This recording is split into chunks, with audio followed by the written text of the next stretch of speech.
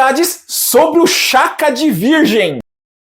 Para criar o Cavaleiro de Ouro de Virgem, o Masami Kurumada ele se inspirou no reino de Shakya, que se situava ali ao sul do Nepal. O reino de Shakya ficou conhecido na história porque lá nasceu o príncipe Siddhartha Gautama, que mais tarde viria a se tornar Buda. Shaka nasceu e treinou na Índia. E Shaka, desde criança, se demonstrou uma pessoa muito curiosa e sempre se perguntava os porquês ou os motivos das coisas acontecerem. E principalmente ele se questionava sobre o sofrimento da humanidade. Essa curiosidade de se perguntar o porquê das coisas e a habilidade de uma grande e profunda meditação o levou a conseguir contato espiritual durante a sua meditação com o próprio Buda. E aí o Shaka ele acabou descobrindo que ele mesmo é a reencarnação do próprio Buda, ao qual o próprio Buda acabava respondendo a maioria desses questionamentos do Shaka sobre a vida, sobre o universo e sobre o porquê das coisas. E Shaka, quando era criança, era um prodígio tão poderoso e talentoso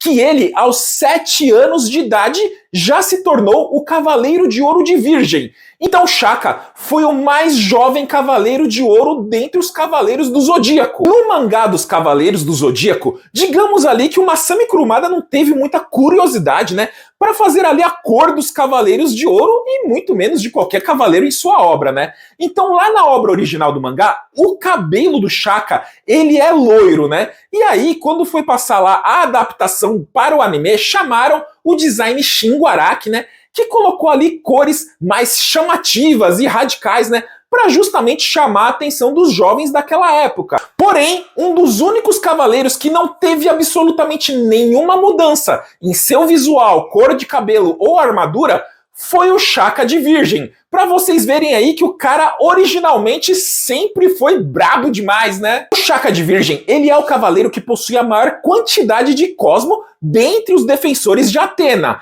E isso lhe concede o título de Homem mais próximo de Deus. E esse título não é para menos, já que o Shaka de Virgem, ele é considerado um dos cavaleiros de Atena mais poderosos que já existiram aí na obra dos Cavaleiros do Zodíaco. E esse tamanho poder faz com que os outros cavaleiros percebam e vejam que ele possui um grau de luminosidade, sabedoria e poder que se aproxima dos deuses. Ah, e para quem diz, né, que o Saga que é o cavaleiro mais poderoso de ouro, né?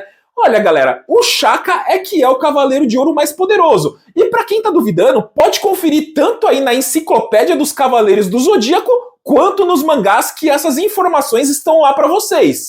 Ah, e além de estar ali no mangá, né, e nessa Enciclopédia dos Cavaleiros do Zodíaco, lá em 2001, o próprio Masami Kurumada, em entrevista, admitiu que Shaka é o Cavaleiro de Ouro mais poderoso que existe ali na sua geração. O Shaka, ele é o cavaleiro que possui o maior cosmo, né, entre os defensores de Atena. Mas ele possui essa quantidade de cosmo porque ele se priva de um de seus sentidos, né, sendo este a visão, por isso que ele mantém os seus olhos fechados. Porque enquanto ele estiver se privando da sua visão, ele irá acumular, né, uma grande quantidade de cosmo, né? Então, quando o Shaka abre os seus olhos, sai aquele imenso poder chamado Agyo, que simboliza o nascimento do universo. Sobre as técnicas de luta aí do Shaka de Virgem, temos ali simplesmente Tembu Horin, que seria o tesouro do céu, né? Que é uma técnica ali que é focada em remover, né,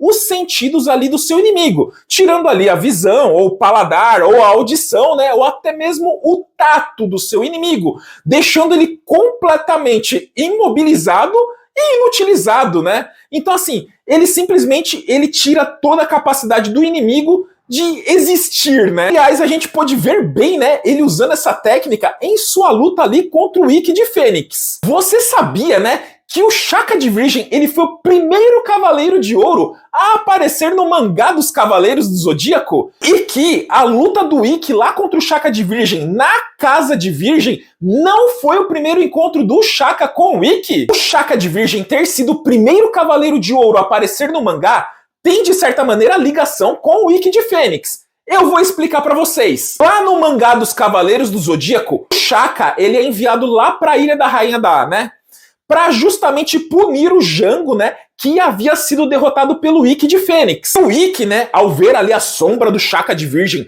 ele pergunta se ele era um deus.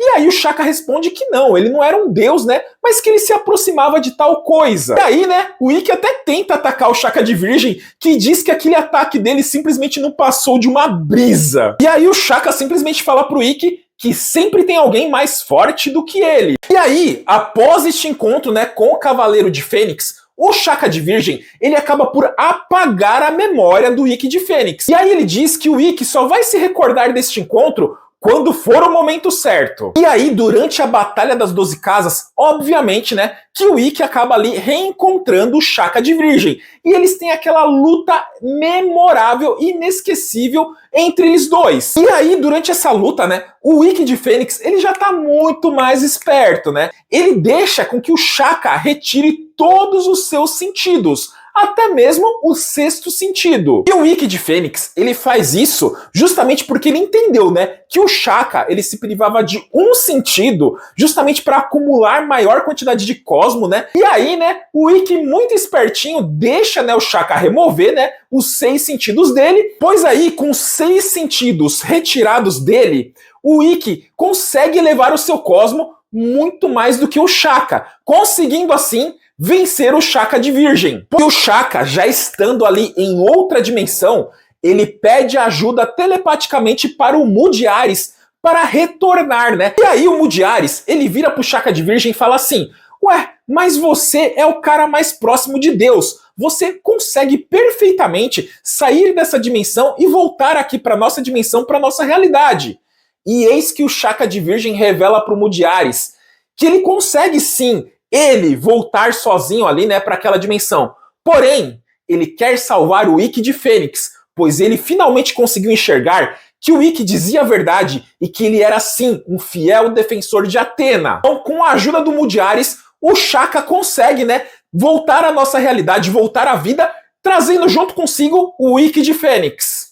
Por ele ser ali a reencarnação de Buda, ele possui o poder de enxergar dentro das almas das pessoas e ver se a pessoa é bondosa ou se ela é maldosa. E isso gerou meio que uma certa confusão ali durante muitos anos, né, com os fãs de Cavaleiros do Zodíaco, porque o santuário, ele era dominado lá pelo Saga de Virgem, né, que se tornou ali o grande mestre do santuário. Porém, ele era totalmente maligno, né? E aí você para pra pensar o seguinte: ué, se o Shaka ele é tão poderoso, né, e ele é o homem mais próximo de Deus, e ele enxerga dentro da alma das pessoas, pois ele é a reencarnação de Buda, como que ele não conseguiu ver que o grande mestre do santuário era maligno? E aí eu digo pra vocês, ele não conseguiu ver, né, que o Saga era maligno justamente porque a essência pura do Saga é de bondade. Por isso mesmo que o Shaka não conseguiu ver este lado maligno do Saga. E o Masami Kurumada, né, ele acabou redimindo o Shaka de Virgem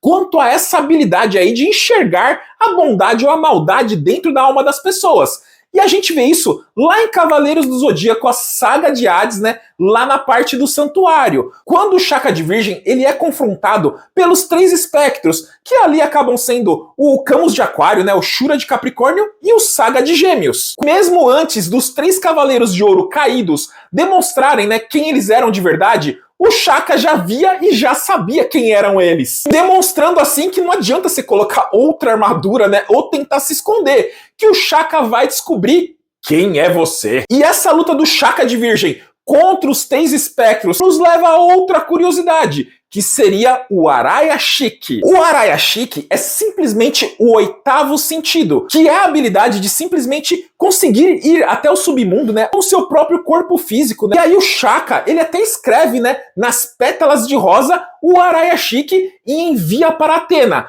Shaka de Virgem e a Atena, eles se encontram lá no submundo para justamente ir confrontar o Hades. Para quem não sabe, a última aparição canônica do Shaka, né, em Cavaleiros do Zodíaco, é justamente lá no submundo de Hades, né, na parte na qual ele se junta aos seus outros companheiros dourados, né, para eles juntamente destruírem o Muro das Lamentações, dando passagem assim para os Cavaleiros de Bronze irem lá para o Elísios para finalmente confrontar o verdadeiro Hades.